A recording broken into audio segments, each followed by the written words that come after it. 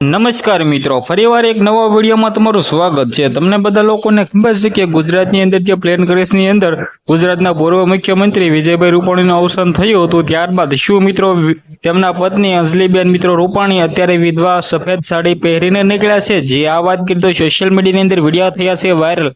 નમસ્કાર મિત્રો, ફરીવાર એક નવા ઇન્ટરેસ્ટિંગ વિડીયો સાથે તમારા બધા લોકોનું સ્વાગત છે। સૌથી પહેલા તો આપણી ચેનલની અંદર તમે પહેલી વાર આવ્યા હોય તો વિડીયો બને એટલો શેર કરી એક સબસ્ક્રાઇબ અવશ્ય કરવાનું ભૂલતા નહીં, કારણ કે ભાઈઓ આપણી ચેનલની અંદર આવા નવા વાયરલ ટોપિકના વિડીયો સૌથી પહેલા તમારા સમક્ષ હું લાવતો હોઉં છું। હવે તમને બધા લોકોને ખબર છે કે અમદાવાદની અંદર જે પ્લેન ક્રેશ થયું છે, આની અંદર ગુજરાતના પૂર્વ મુખ્યમંત્રી વિજયભાઈ રૂપાણીનું જે અવસાન થયું છે, હવે મિત્રો તેમના ઘરની ઉપર દુઃખનો પહાડ તૂટ્યો છે। વિજયભાઈ રૂપાણીના પત્ની અંજલિબેન ઉપર દુઃખનો પહાડ તૂટ્યો છે, કારણ કે તમને લોકોને ખબર છે કે પોતે મિત્રો વિજયભાઈ રૂપાણી અને તેમના પત્ની મિત્રો અંજલિબેન રૂપાણી લવ મેરેજ કરેલા છે, લગ્ન કરેલા છે। હવે મિત્રો ઘણા બધા લોકો એમ કહે છે કે વિજયભાઈ રૂપાણીના પત્ની અંજલિબેન રૂપાણી અત્યારે સફેદ સાડીમાં રખડે છે।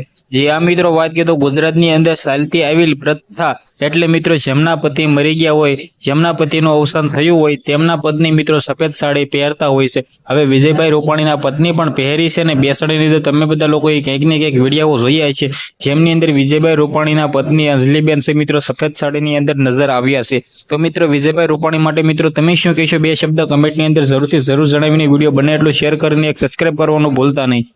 તો મિત્રો જે અત્યારે વિજયભાઈ રૂપાણીના ઘરે જે દુઃખનો પહાડ તૂટ્યો છે, એના વિશે મિત્રો ખાસ કરીને કમેન્ટની અંદર ઓમ શાંતિ લખીને વિડીયો બને એટલો શેર કરીને એક ભાઈઓ સબસ્ક્રાઇબ કરવાનું ભૂલતા નહીં। આજના વિડીયોમાંથી આટલી જ માહિતી, આપણે એક નવો વિડીયો મળી ત્યાં સુધી બધા જ લોકોને જય હિન્દ જય ભારતના વિડીયો ખાસ કરીને તમારા ગ્રુપની અંદર અથવા વોટ્સએપ ગ્રુપની અંદર શેર કરવાનું ભૂલતા નહીં। ધન્યવાદ। આજના વિડીયોમાંથી આટલી જ માહિતી, આપણે એક નવા વિડીયો મળીએ।